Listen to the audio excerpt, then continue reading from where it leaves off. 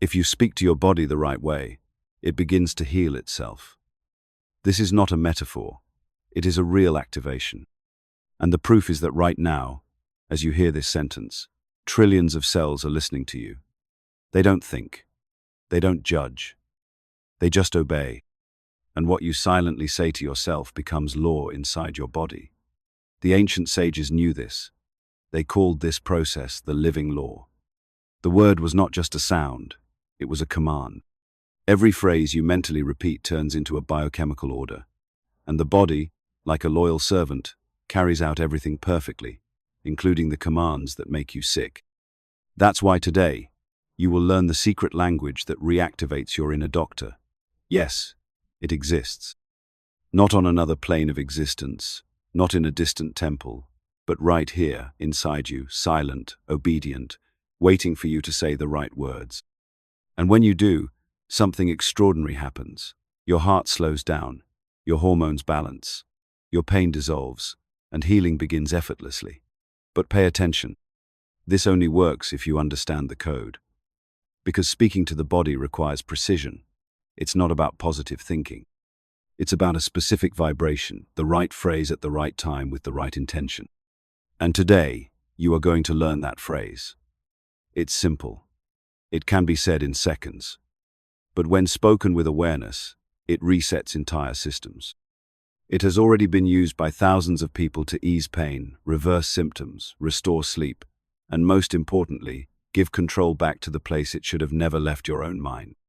Because when the sages wrote that the mind is the sculptor and the body the obedient clay, they weren't philosophizing. They were giving you a map. And now that you've made it this far, it's time to follow that map. The word that does not come from the heart does not command matter. The body is like a secret school where each cell silently attends the classes your mind teaches every day. And the most surprising thing is that it learns with absolute precision, even when you don't realize you're teaching. With every word, every thought, every sensation you repeat, you are writing an invisible curriculum. And that curriculum turns into chemistry, function, health, or illness. Most people believe the body acts on its own, as if it were a machine that one day breaks down due to bad luck, genetics, or time. But ancient teachings warned us long ago. As above, so below. As in the mind, so in the body. This is not a poetic metaphor. It's a law, a direct correspondence between what you hold internally and what the body expresses externally. Imagine that every organ in your body is in a classroom. The heart, the liver, the lungs, the skin, the muscles all sitting before the blackboard of your mind, waiting for the next instruction. And every time you say with carelessness or despair something like, "My liver is killing me," or "My head is going to explode," this pain will never go away. The body doesn't question. It just takes notes and begins to act, to follow that command. You might think that's an exaggeration, but the evidence is everywhere. People who developed ulcers after years of repressed anger. People who lost their voice after unresolved emotional trauma. Hearts that weakened after decades of repeating phrases like, "This breaks my heart." It's not coincidence. It's language. Repeated language. Absorbed language. Now imagine the opposite. Someone who, before falling asleep, places their hands over their chest and gently whispers, "My heart is strong. It is at peace. It heals everything with wisdom," and repeats that every day for weeks. What is that person teaching their body? They're offering a new lesson, opening a new chapter in the curriculum. And if they are consistent, the body begins to obey. It begins to learn because the body is the most dedicated student there is. It learns with discipline, with repetition, with emotion involved. And it doesn't resist when the instruction comes filled with faith, presence, and intention. This is the true alchemy that the sages described, turning word into form, thought into matter, intention into physical structure. There is no exaggeration here. There is a spiritual logic. There is a coherence that unites ancient traditions with the most modern discoveries in mind-body connection. The word isn't just a sound, it is a vibration, and every vibration carries a message. When you say something with conviction, you shape the invisible substance that builds your body from within. That's why it's so dangerous to repeat phrases like, I'm just an anxious person. My immune system is weak. Things always go wrong for me. Because the body doesn't understand that you're just venting. It understands that you're teaching. And like any good student, it does everything it can to please the teacher, even if that means creating symptoms to follow the lesson. But this also opens an amazing door, because if the body learns from destructive repetition, it can also be re-educated through conscious repetition, and that begins with a new kind of speech. A speech that comes not from fear, but from the clear intention to restore. Try for a moment closing your eyes and visualizing your liver. Yes, your liver. See it working, filtering your blood, silently carrying out its functions. Now say mentally, with kindness and firmness, "Liver, I recognize your wisdom. You are healing everything in harmony. Thank you for your silent work." Feel the difference. Feel the energy of your own word being absorbed by an organ you've ignored until now. This isn't about magic. It's about recognition, about reconnection, about spiritual authority over what is yours. The body is not a machine that wears out. It is a living, changeable, teachable field. And you are the teacher it has always listened to, even when you were teaching unconsciously. Now you understand the rule. But if even innocent phrases can make your body sick, how can specific phrases heal it? Let's consider the case of Mr. Martinez and his nighttime protocol that rewrote the function of every vertebra in his spine. Reprogramming the spine, the Martinez case. You already understand the rule. But if even innocent phrases can cause illness, how can specific phrases heal? This is where practice begins to reveal its true power. Martinez was a middle-aged mechanic. For years, he worked bent over, lifting heavy things, straining his spine non-stop and without awareness, until one day his body stopped obeying. The pain started mild, but became unbearable. The medical diagnosis was clear and final. Advanced herniated disc, nerve compression, possible surgery with uncertain chances. And with that came the sentence that many hear and few question. You're going to have to live with this for the rest of your life. But Martinez, without even knowing it, had already planted a seed of vibrational resistance within himself. He refused to accept that his spine was doomed. And in that quiet impulse, he discovered the principle of conscious command. The body, he learned, was not the enemy, it was a student, and if it had been taught to stiffen, it could also be re-educated to loosen, to flex, to heal. He began with a nighttime routine, a simple yet sacred ritual. Every night, he would lie down in silence, place his open hands on his lower back, and say slowly, "Spine, learn to be flexible.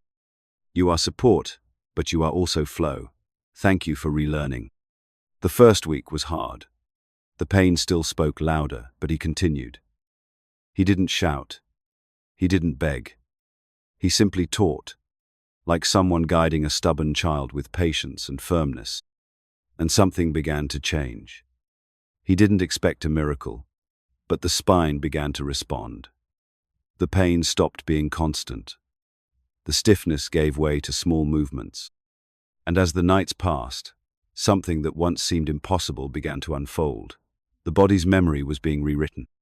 It took 40 consecutive nights, 40 teaching windows where the word was not a plea but a code. With every repetition, the mind reinforced an internal image. Aligned vertebrae, decompressed nerves, relaxed muscles. And the body, like a focused student, began to absorb this new reality. The sages said, "Nothing is fixed except by the will that fixes it. What has been tightened can be loosened." These words aren't poetic, they're practical. Physical stiffness is only the reflection of a mind hardened by belief. And healing begins when that belief is dissolved by a clear vibrational command. Martinez didn't need surgery. His spine regained mobility. Not like before, but better than expected.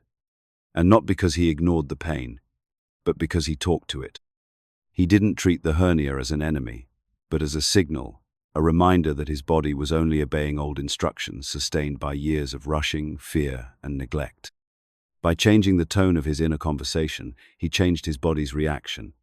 By swapping complaints for conscious commands, he reactivated forgotten circuits. And this transformation wasn't magic. It was conscious, repeated, intentional. It was the spiritual practice of vibrational reprogramming applied to a specific part of the body. The ancient teachings would call this a return to flow. They said that form only becomes rigid when the mind is rigid, and that all form can return to flow if the instruction changes. That's what Martinez did. He healed not with words alone. He healed with the frequency behind the words, with the vibration that carries a firm, clear, and loving intention. Was it just this discipline? Wait until you see what happens when we apply the same principle to your vital glands. Imagine for a moment that every cell in your body has invisible ears. That every gland, every strand of hair, every inch of skin is secretly tuned into what you say, what you feel, what you affirm internally without realizing. It might sound like an exaggeration, but it's not. It's pure vibration. The sages said, "The word is a vibration that descends from the mind of the all to shape the lower worlds."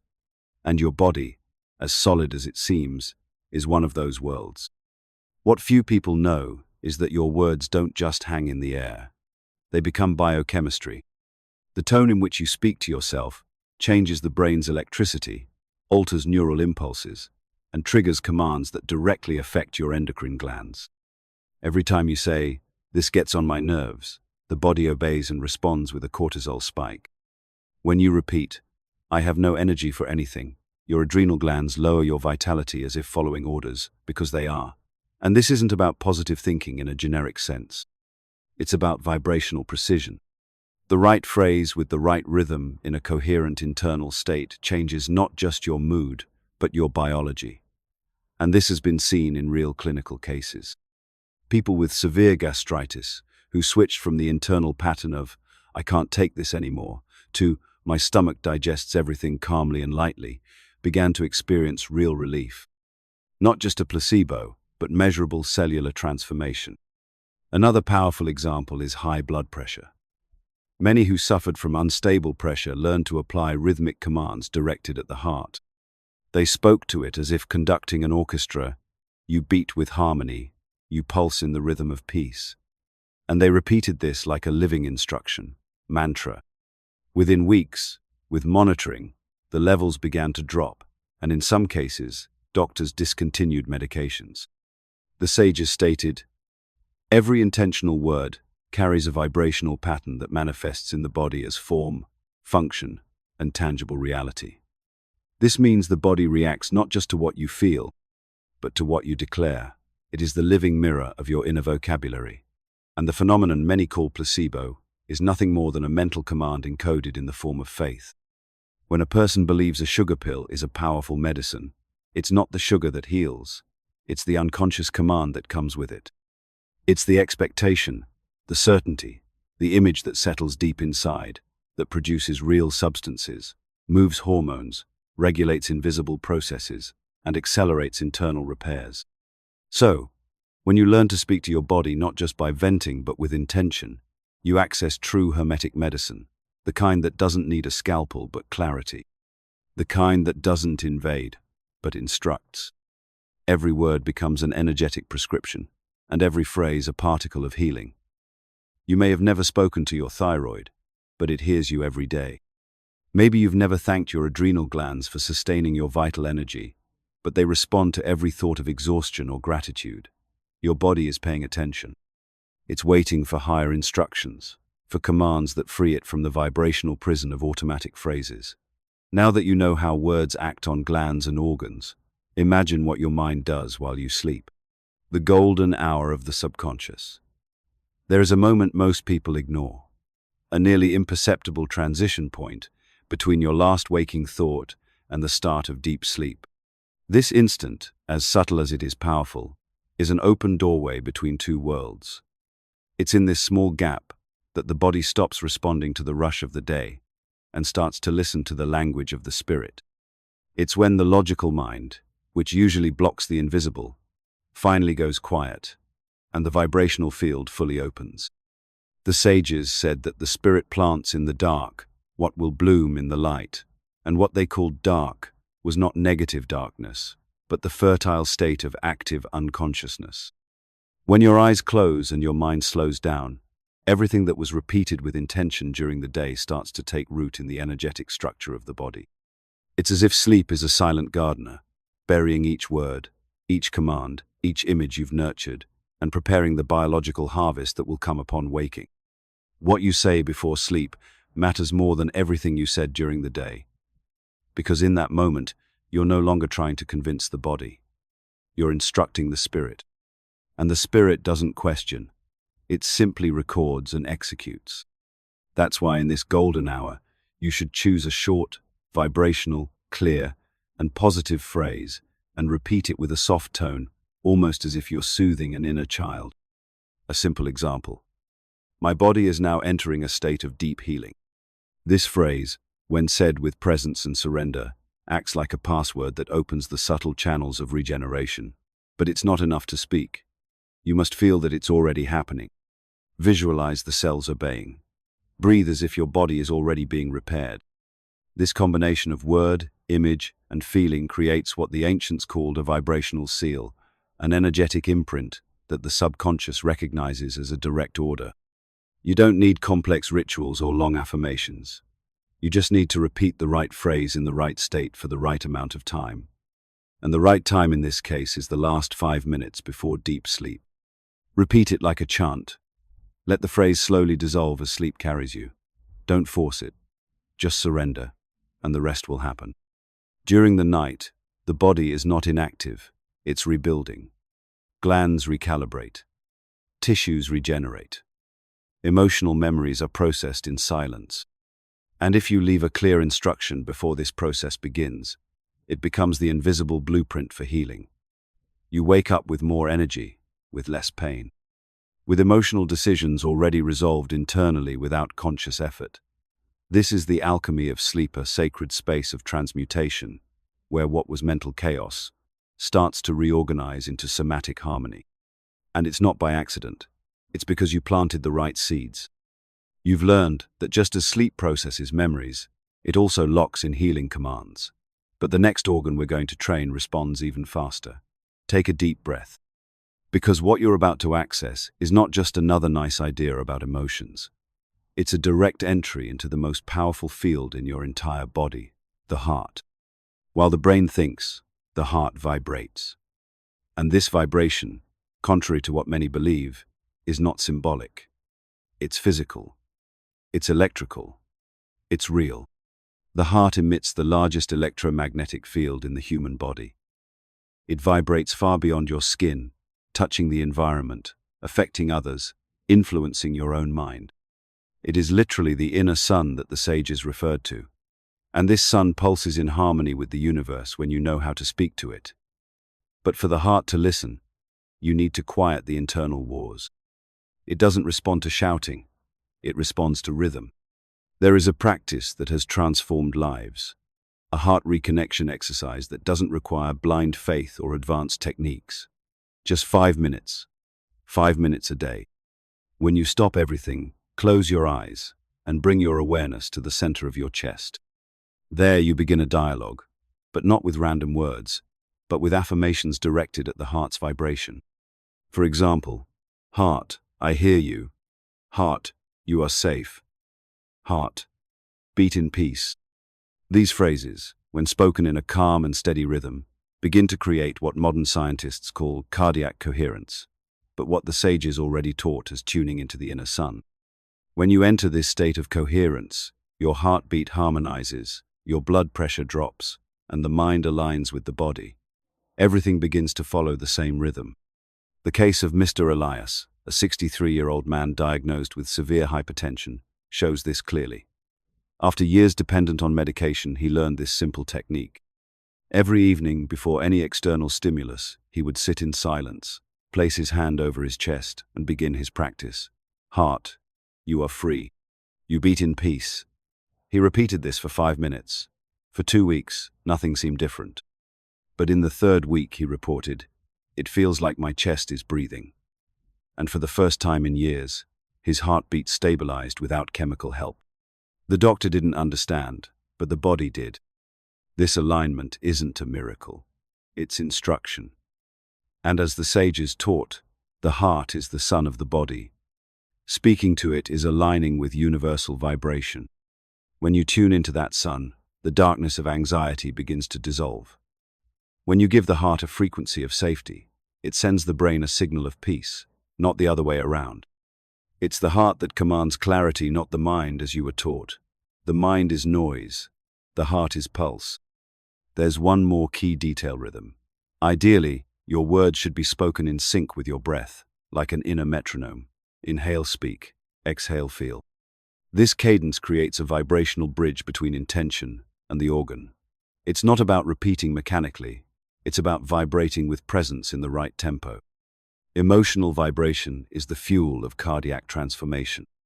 While the heart obeys, you're about to discover the surprising role of the lungs and how a simple breath command can transform anxiety into peace. Breathing with words, freeing anxiety. If the heart beats to the sound of your vibration, the lungs dance with your silence. Breath is the invisible thread that weaves together body, emotion, and spirit. And precisely because it's so subtle, most people don't realize how much it can heal. We're not talking about deeper breathing, but about turning each inhale into a vibrational command, each exhale into a conscious release. The sages said the breath is the soul in motion, and when you breathe with intention, you shape physical reality with the frequency of your presence. This is the essence of the practice known as breathing words, a method that unites air and language in a single gesture, powerful, simple, and transformative. Here's how it works. As you inhale, you mentally say a phrase that welcomes life. It can be "life flows into me" or "I receive peace." As you exhale, you speak an affirmation of release or safety, like "I am safe" or "I let go of what holds me back." The secret lies in the rhythm. It's not about memorizing phrases, but about creating a continuous flow between what enters and what leaves, a conscious cycle where air, emotion, and instruction vibrate as one field.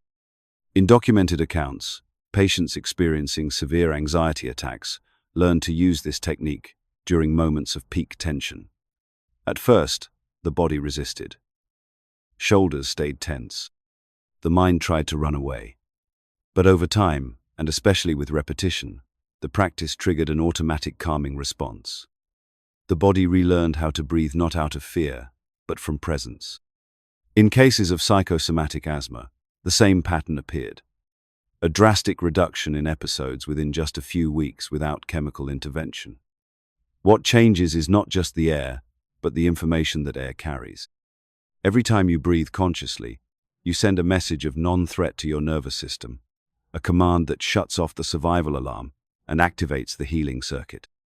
Conscious breathing becomes a silent sanctuary where the body no longer needs to fight. It simply responds.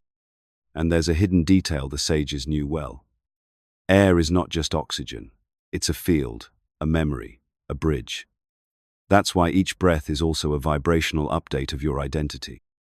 When you breathe with words, you communicate a new mission to your blood. And this brings us to the next layer. Because if air and emotion move together, the next step is to understand how mental information directs every drop of blood in your body. Blood is not just a biological fluid. It is the soul's inner river, as the sages said, a moving mirror of your most intimate vibration. When thoughts stagnate, it becomes thick. When the mind is flowing, it runs like living music, nourishing every cell with fresh vitality. There are phrases that literally alter the way blood flows. Phrases that change its viscosity, its volume, its direction. A simple "I move forward," repeated in a state of presence, begins to dissolve stagnation that built up over years in forgotten arteries. A woman who suffered from chronic fatigue, heavy legs, and a constant feeling of weight reported that after replacing the mental phrase "I'm stuck" with "I flow, I move forward," her body started to respond. It wasn't immediate, but after days of practice during conscious walks, something shifted. Her legs felt lighter, the air more alive, the blood warmer. Now breathe, feel your blood. Imagine it listening to you, because your blood obeys just as faithfully as your spine and your heart. But we're still missing the master key to reprogram every cell in your body. Cellular rejuvenation in 30 days. It starts with an inner whisper, almost imperceptible, a call that comes from the deepest part of your flesh. Your cells are asking for a new language, because the body doesn't age from time, it ages from programming. And anything that is programmed can be reprogrammed. Here you access the point where the mind touches the core of matter, the exact point where a phrase can be more powerful than a medicine. This is the vibrational rejuvenation protocol. 30 days, 3 commands per day. 1 in the morning to instruct regeneration, 1 in the afternoon to sustain the vibrational field, and 1 before sleep to activate deep repair processes during rest. The phrase is simple, but not generic.